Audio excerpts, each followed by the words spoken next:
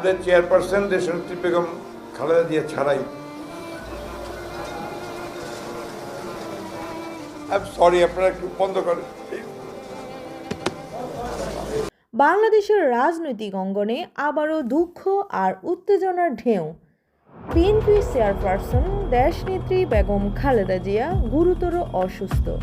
হাসপাতালের বিছানায় স্তব্ধ সময় কাটছে তার, আর হাজার হাজার মানুষ দোয়া করছে তার দ্রুত সুস্থতার জন্য। কিন্তু এই কঠিন সময়ে ছেলে তারেক রহমান দেশে আসতে পারছেন না, এবং এবার মুখ খুললেন তার স্ত্রী ডক্টর জুবাইদা রহমান। তিনি জানিয়ে দিলেন এমন কিছু সত্য যা নতুন করে আলোচনার ঝড় তুলেছে দেশ বিদেশে।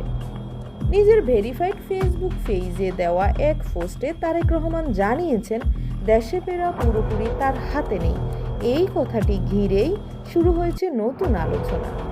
বিএনপির শীর্ষ নেতারা বলছেন তারেক রহমানের নিরাপত্তা নিয়ে এখনও বড় ধরনের ঝুঁকি আছে। দেশের রাজনৈতিক পরিস্থিতি পুরো স্থিতিশীল না হওয়ায় তার ফেরাকে কেন্দ্র করে বড় ঘটনা ঘটতে পারে বলেই শঙ্কা রয়েছে।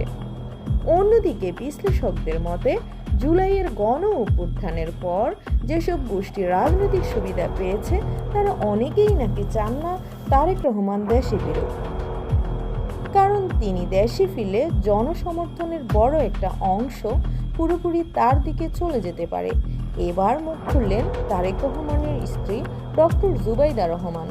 তিনি সরাসরি অভিযোগ না করলেও ইঙ্গিত দিয়েছেন অনেক সিদ্ধান্ত এখন তাদের পরিবারের হাতে নেই, পরিস্থিতি নিয়ন্ত্রণ করছে একাধিক মহল।